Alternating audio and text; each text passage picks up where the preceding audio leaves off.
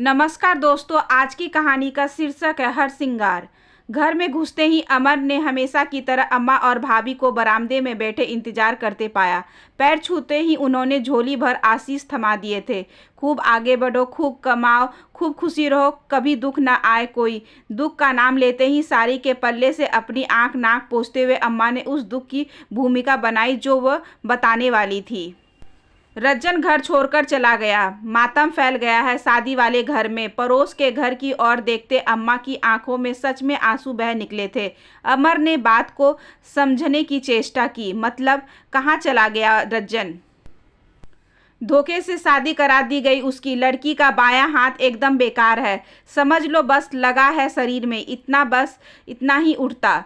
भाभी ने जिस तरह से नकल करके इस बारे में बताया, अमर को भाभी के शब्दों से घिन आ गई। कैसे किसी के बारे में इतना असंवेदनशील होकर बोल सकती हैं वे? किसी जीते जागते इंसान की अपंगता बता रही है या किसी खिलौने का डिफेक्ट? तो इस बात पर रज्जन चला गया। क्या मतलब अपनी वाइफ को यहीं छोड़कर चला गया? और नहीं तो क्या, कोई भी हो यही करेगा। इतनी बड़ी बात छुपा के, एक तो शादी हुई, ऊपर से रज्जन में तो कोई कमी नहीं। काहे झेले वे ये सब? अम्मा ने रज्जन का फैसला सही बताते हुए कहा। रज्जन का परिवार और ये परिवार बस कहने को पड़ोसी थे। मेल मिलाप दोनों घरों में एक ही कर जाता था।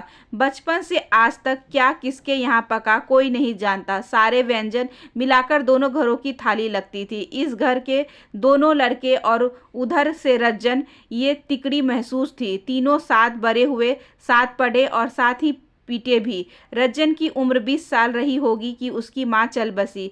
तब से तो उसका खाना पीना, जुकाम बुखार सब कुछ यही घर से संभलता रहा। अक्सर लोगों को भ्रम हो जाता था कि तीनों भाई हैं। आपका छोटा लड़का बहुत सीधा है, बड़ा और मंझला तो महा उज्जर है। अम्मा तक शिकायत आती तो वह मग्न हो जाती। मंझला हमारा नहीं, बगल वाले का रज्जन है। वैसे भी वो भी हमारा ही है। सभी बच्चों में ममता बराबर बटी थी, तभी तो आज दुख भी सबको भिगो रहा था। शाम को भैया दुकान से लौटे तो अमर को लेकर छत पर चले गए। दाएं बाएं देखते हुए दीवार के अंदर छुपा के रखी हुई एक बोतल निकाल ली थी। अमर से पूछा, उसने मना कर दिया। भैया एक घूंट गटकते हुए बोले, रज्जन से हुई थी हमारी बात, अभी दोस्त के यहाँ है, आराम से, किसी से कहना नहीं। तब फिर ये नाटक किस लिए? अमर चिहुक गया था।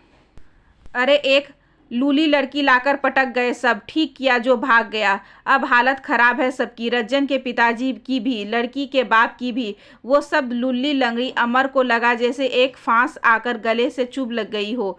इतनी गंदी तरह से किसी को कैसे परिभाषित किया जा सकता है इतनी आसानी से? ऊपर से भैया जिस आनंद से एक एक घूंट भरते हुए इस घटना के बारे में बता रहे थे, अमर को लगा जैसे किसी नाटक का एक एक भाग दिखा जा रहा था। पहले भाग में दुख था, इस भाग में तसल्ली। पहले से पता होगा ना सबको। अमर के सामने अब भी सब कुछ स्पष्ट नहीं था। अमर के सामने भैया ने शराब की एक बड़ी घूंट लेकर असली बात बताई। रज्जन के पिताजी को पता चला था, वह लड़की देखकर आए थे। रज्जन को दिखाई गई सिर्फ फोटो। लड़की गजब की सुंदर है। रज्जन ने हाँ कर दी। शादी में भी हाथ ढका रहा, किसी को भनक ही नहीं लगी। यहाँ आकर असलियत खुली। भैया ने लाल भभूका आंखें मटकाई। अमर के दीवार पर टिक कर बैठते हुए पूछा, रज्जन के घर से जाने का क्या मकसद है? क्या होगा इससे? भैया ने कुर्सी के हत्थे पर हाथ मारते हुए कहा, ये बात अब आया सही सवाल। देखो, रज्जन ने माहौल बना दिया है घर से भागकर। अब चाहे जो मांग ले, लड़की का बाप देने को तैयार हो जाएगा। वैसे ठीक भी है, बुरा तो हुआ बेचारे के साथ। भैया ने सूत्रधार का रोल अदा करते हुए एक पैक और बना लिया था। अमर ने उनकी बात काटी। मुझे तो सही नहीं लग रहा है। ये कोई बात नहीं है शादी तोड़ने की या फिर मांग उठाने की। मान लो शादी के कुछ साल बाद ये होता तो, और ये भी किसी के साथ भी हो सकता है कभी भी। और रज्जन खुद परफेक्ट है क्या जो डिमांड करेगा इस बात के लिए? अम्मा के सामने रज्जन का पूरा व्यक्तित्व घूम गया था, उनका इतिहास भी, भूगोल भी। अमर के सवाल पर भैया भड़क गए। रज्जन से क्या कभी कमी है अमर? अच्छा खासा डिलडोल है, हाथ पैर सलामत है। क्या फालतू बात उठा रहे हो? जाओ खाना खाओ। अमर बगल वाले घर में झांकता हुआ सीढ़ी उतरा। अम्मा की बात सही थी, मातम ही पसरा हुआ था। घर का लड़का गायब था। रिश्तेदार खा पीकर मखौल उड़ाकर नई बहू की खरी खोटी सुनाकर वापस चले गए थे। आंगन में बैठे रज्जन के पिताजी भी आंखें अमर को टकरा गई। कब आए बेटा? हल्की कांपती आवाज में उन्होंने पूछा। अमर ने सबसे नीचे वाले सीढ़ी फांदकर बगल वाले आंगन में पैर रख दिया। आज सुबह ही आया ताऊजी, शादी में आ नहीं पाया। उनके पैर छूते हुए जाने कैसे अमर के मुंह से बात निकल गई थी। काहे की शादी बेटा? जानते तो होगे तुम भी। रज्जन घर छोड़कर चला गया। आज फोन आया था, कह रहा था कि लड़की के पिता से कार दिलवाओ, नहीं तो तलाक देगा। अब बताओ बेटा क्या करें हम? अमर को लगा ताऊजी का चेहरा किसी काले धुएं से भरा हुआ हो और आंखें किसी गड्ढे में धंसती जा रही हो हर बीतते पल के साथ।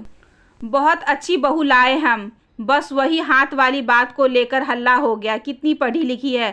रज्जन तो कहीं नहीं टिक सकता उसके सामने। बहू से मिलोगे? अमर के जवाब देने से पहले ही वो किसी को आवाज़ देकर बहू को बुलवा चुके थे। थोड़ी देर में ही हम छमछम पायलों की आवाज़ अमर के पास आकर थम गई थी। आओ बहू बैठो, ये अमर है, रज्जन और ये साथ ही बड़े हुए हैं। रात दिन का साथ रहा दोनों का। और ये सियोली है हमारी बहू।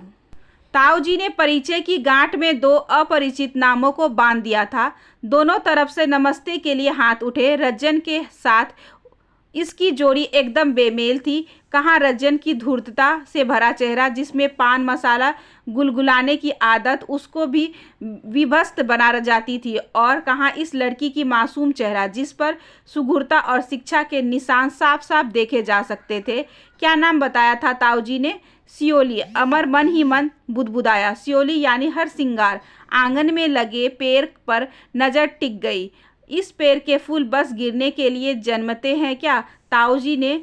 मैं चलता हूँ, फिर मिलूँगा। उस माहौल में वहाँ और थोड़ी देर बैठना संभव ही नहीं था। अगले ही दिन सुबह फिर आमना सामना हुआ। वो कपड़ा आपकी छत पर चला गया है। मंदिर की घंटी जैसी आवाज़ ने अमर का ध्यान भंग किया। बगल वाली छत पर खड़ी सियोली एक कपड़े की ओर इशारा करके कह रही थी। अमर ने अपनी छत पर आया वो कपड़ा देखा। ये आपका है? हाँ ये। बगल वाली छत पर बढ़ते हुए अमर ने तार पर कपड़े फैलाती सियोली के हाथों पर गौर किया। बायां हाथ पूरी तरह ऊपर नहीं उठ पाता था, इसमें मिट्टी लग गई है। अमर ने वो कपड़ा सियोली को थमाते हुए कहा। उसने तुरंत कहा, हाँ फिर से धोना पड़ेगा। अमर उसके चेहरे पर फैली शांति देखकर हतप्रभ था। कौन कहेगा मन के अंदर ये इतने तूफान समेटे बैठी हुई थी। कितने ही सवाल अमर की जुबान तक आकर लौटते रहे। कैसे बात शुरू करता? सियोली ने ही उसका सवाल पूछकर ये समस्या हल कर दी थी। पिताजी बता रहे थे आपकी जॉब के बारे में। इतना कठिन एग्ज़ाम बैंक पीओ का आपने क्वालिफाई कर लिया। कॉन्ग्रेचुलेशन। अमर ने थैंक्स कहने के साथ ही पूछ भी लिया, आप क्या की हुआ है? मतलब क्वालिफिकेशन? हिंदी में एमए हूँ। आगे रिसर्च के लिए सोचा था, लेकिन घर में कोई मना नहीं, बस शादी के लिए रट लगा गई। अमर ने देखा कि शादी के नाम से उसका चेहरा ऐसे कुम्हला गया था जैसे कोई गुलाब का फूल तोड़कर तपती धूप में रख दिया गया हो। हिंदी लिटरेचर में मेरा भी इंटरेस्ट है, काफ़ी पढ़ता हूँ। अच्छा आपके पास भी किताबें हो तो दीजिएगा, यहाँ दिन भर खाली क्या करूँ, कुछ समझ नहीं आता। सियोली के जीवन का अकेलापन उसके चेहरे पर आकर पसर गया था। खाली बाल्टी उठाकर वे तुरंत सीढ़ियों की ओर बढ़ गई थी। अमर सीढ़ियाँ उतरती उसे धैर्य की मूर्ति को देखता रह गया था। दिमाग में इतने बवाल लिए लड़की रहती कैसे होगी। अगली सुबह ठीक उसी वक्त किताबों का पुलिंदा लिए अमर छत पर जा पहुंचा था। शायद थोड़ा जल्दी आ गया था। सियोली अभी तक आई नहीं थी। ये रही आपकी किताबें। थैंक्स, वो बस इतना ही बोल पाई। थैंक्स की कोई बात नहीं। अमर ने जिस भावना से अभिभूत होकर कह दिया था, उस भावना को उस समय संवेदनशीलता ही नाम दे सकते थे। हालांकि आने वाले समय में इस भावना का नाम मित्रता हो गया था। 20-15 दिन में ही वे छत साक्षी हो चुके थे उस मित्रता की, जहां वो बातें की जाने लगी थी जो और कही न सकी जा सकती थी। अमर अपने लिए एक रिश्ते के बारे में बताता और सियोली थोड़ा बहुत ही सही, लेकिन अपनी उलझनों का जिक्र भी छेड़ती। कभी ताऊजी की बीमारी से संबंधित सलाह लेती, कभी बीते करवे स्मरण साझा करती। आपका नाम बहुत अच्छा है। सियोली, किसने रखा? अमर ने पूछते ही उसकी आंखों में पानी तैर गया था। पता नहीं किसने रखा, लेकिन सही नहीं किया। स्कूल, कॉलेज, सब जगह सियोली और मेरी अपंगता की तुकबंदी मिलाई गई। चुटकुले बने। सियोली लुल्ली, आंखों में भरे आंसू बात पूरी करते छलक भी आए थे। अमर ने बात संभाल ली थी। सियोली यानी हरसिंगार, जितनी अच्छी सूरत उतनी ही अच्छी सीरत। पता है ना आपको इसके औषधीय गुणों के बारे में? सियोली के बहते आंसुओं पर जैसे किसी ने बांध बना दिया था। उस दिन आंसू रुके, मुस्कान की ऊर्जा बिखर गई। उस दिन के बाद तो जैसे सच में हरसिंगार थोड़ा और समृद्ध हो उठा था। आंगन वाला भी, छत वाला भी, और धीरे धीरे इतना समृद्ध हुआ कि उसकी खुशबू से अमर अछूता न रह सका। अमर छत पर जाने के बहाने ढूंढता, कभी मैसेज करके, किसी काम के बहाने से उसको छत पर आने को कहता। हिंदी साहित्य की बातें होती, कविताएं सुनाई जाती, साहित्यिक बहस भी होती। अमर उससे मिलकर आता तो उसको लगता आंगन में लगा हर श्रृंगार फूलों से अचानक लद गया हो। एक दिन सियोली ने भरी आवाज में पूछा, आप बताइए मुझे, क्या अपंगता केवल शारीरिक होती है? रज्जन भी तो अपंग है। किसी की शैक्षणिक अपंगता कब गिनी जाएगी? केवल यही नहीं, किसी लड़की के घर वाले को ब्लैकमेल करके कार मांगना, ये सोच, ये सामाजिक अपंगता नहीं। मैंने मना कर दिया था कि केवल 8वीं पास लड़के से मैं शादी नहीं करूंगी, लेकिन मेरी इस शारीरिक कमी को बार बार जताकर रिश्ता तय कर दिया गया था। बोलते हुए वे फफक फफक कर रोने लगी थी। अमर किताबें थमाकर नीचे आ गया था। सियोली की कही एक एक बात सच थी, लेकिन इस सच को कौन मानने को तैयार होता? सियोली के बारे में सोचते हुए अमर बहुत दूर तक सोचता चला गया। ऐसा नहीं कि सिर्फ आज उसके बारे में सोच रहा था, कुछ दिनों से उसके महसूस भी किया था। जब तक छत पर न जाए लगता ही नहीं कि दिन भी हुआ है। अम्मा से या ताऊजी से कुछ कहना इतना आसान नहीं था।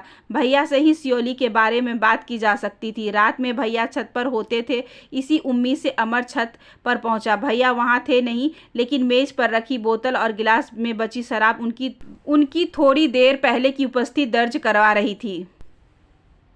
अमर निराश होकर नीचे लौट आया। रात गहरी रही थी, बात सुबह तक टाल दी गई, लेकिन सुबह तो कुछ और ही बवाल खड़ी थी। जबान संभाल कर बात कीजिए ताऊजी, मेरा मुंह मत खुलवाइए। भैया की गरजती आवाज़ सुनकर ही अमर की आंख खुली थी। बाहर आकर देखा, इधर भैया, भाभी, माँ और दूसरी तरफ ताऊजी और एक खंबे की ओट में खड़ी सियोली।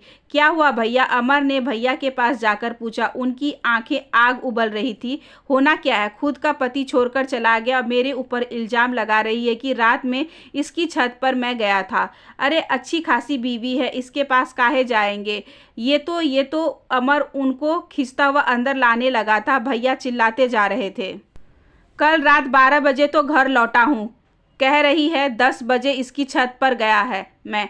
भैया को पकड़े हुए अमर के हाथ एकदम से ढीले पड़ गए। अगर भैया ने ये सफाई न दी होती तो शायद वो भैया को सही मानता, लेकिन कल रात वो खुद बोतल देखकर आया था, ठीक उसी जगह जहां भैया बैठकर पीते थे। अमर के मन में गुनाह भाग अब भी चालू था। भैया घर आने की बात झूठ क्यों बोल रहे थे? कुछ तो था जो मुट्ठी में छुपाया हुआ था। भैया ये सब क्या बोले जा रहे हैं? अमर ने अंदर आकर पूछ लिया। भाभी ने चेहरा घुमाकर बात टाल दी थी। अम्मा भड़क उठी थी। ये तुम अपने बड़े भाई से पूछ रहे हो, शर्म नहीं आती? भैया ने अम्मा की ओर देखा, फिर अमर की ओर देखा, आंखें मटकाते हुए बोले, इसको किस बात की शर्म आएगी अम्मा? इनका नैन मटक्का चल रहा है, पूरा मोहल्ला देखा है, छत पर खड़े होकर रोज बतियाते हैं। अम्मा इसके आगे सुन ही नहीं पाई थी, बेर का कोना पकड़कर लड़खड़ा गई थी। अमर ने आगे बढ़कर संभाला ना होता तो गिर ही गई होती।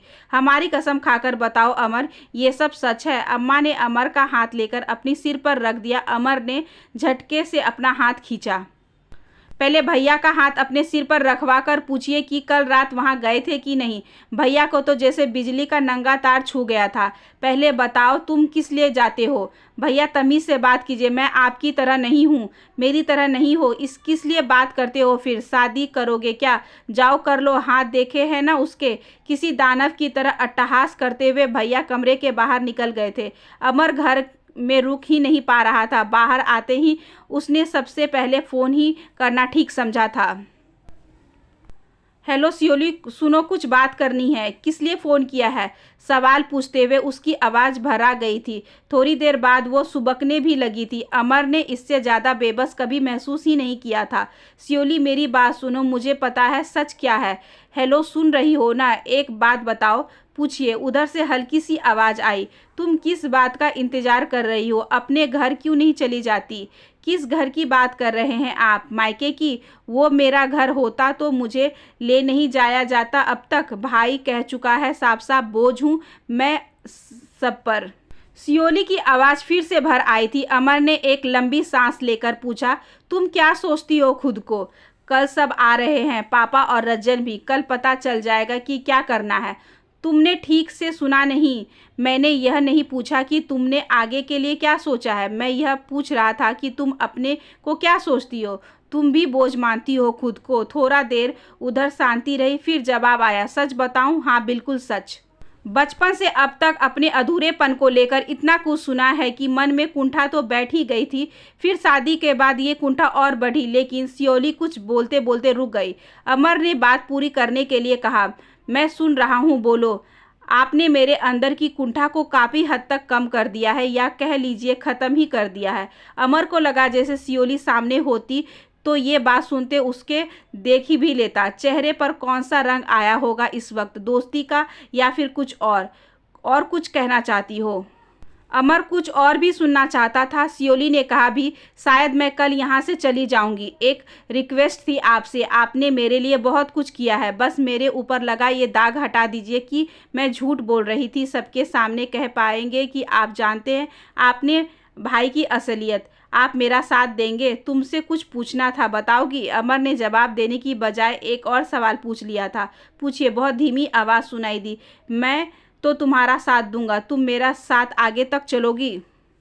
सियोली थोड़ी देर चुप रही थी। फिर अमर ने ही फ़ोन काट दिया था। उसको खुद ही नहीं पता था कि कल क्या होने वाला था। अगली सुबह सब इस तरह बारूद से भरे बैठे थे कि एक तीली छुआते ही सब तहस नहस हो जाएगा। ताऊजी, भैया, रज्जन, अम्मा, भाभी, अमर, सियोली के पिताजी और हर बार की तरह ओट में खड़ी सियोली। बारूद के ढेर पर पहली तिल्ली रज्जन ने छुआई। सियोली के पिता की ओर देखते हुए बोला, ये सब आपका किया धरा है। आपको पता था ना कि लड़की ठीक नहीं है, फिर क्यों छुपाई ये बात?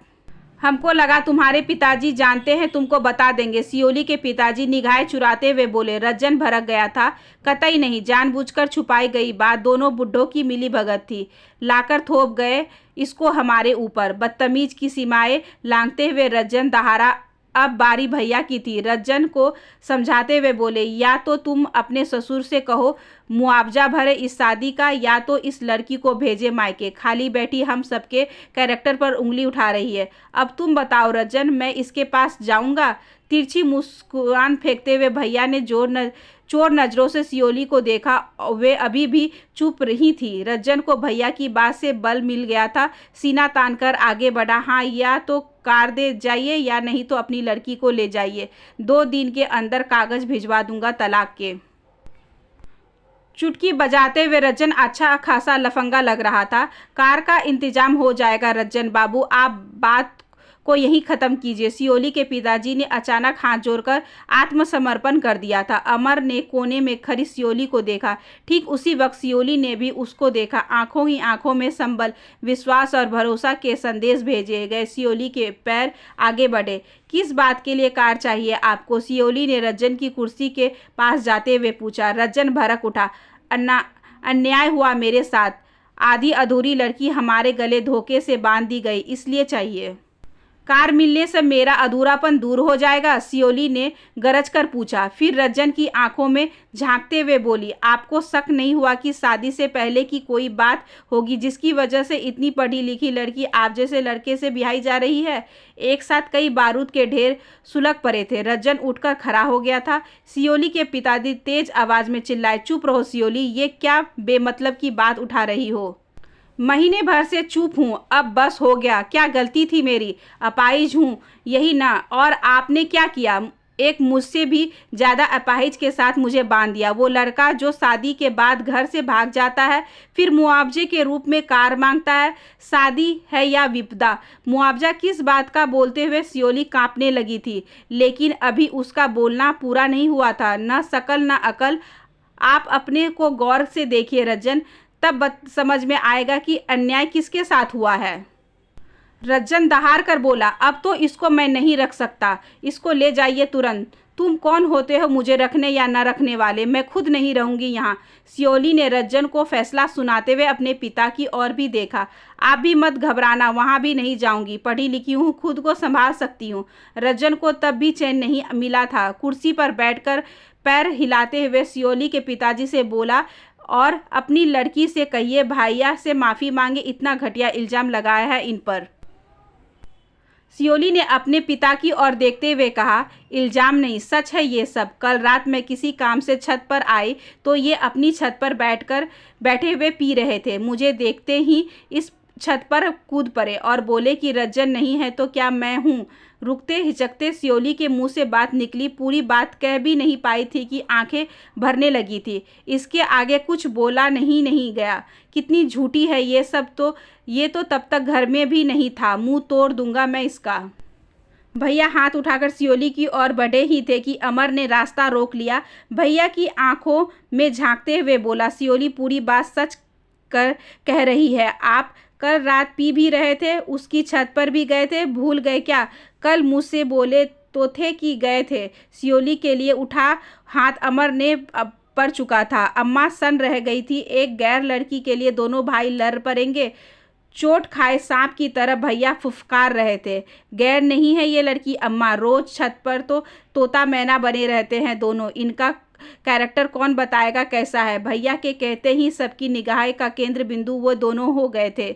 सियोली के अमर की ओर देखा था। अमर ने अम्मा की ओर, फिर ताऊजी की ओर और फिर सियोली के पिताजी की ओर देखते हुए कह दिया, मैं सियोली से शादी करना चाहता हूँ।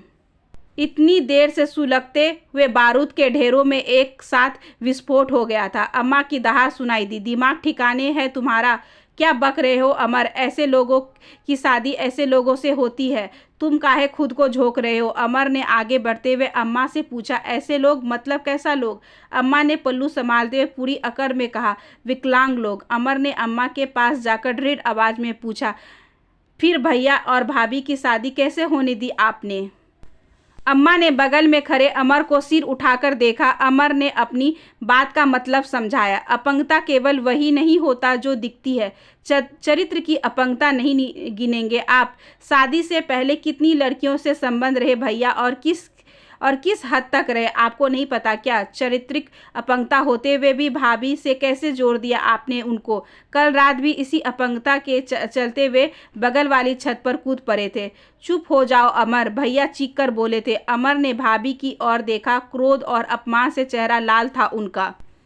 जीवन साथी की ये अपंगता इतने सालों बाद सामने आई। भाभी पैर पटकती हुई तुरंत वहां से चली गई थी। उनके पीछे पीछे समझाते हुए भैया भी दौड़ पड़े, रज्जन भी और सबके पीछे पीछे अम्मा भी। सच खुलते ही सभा विसर्जित होने लगी थी।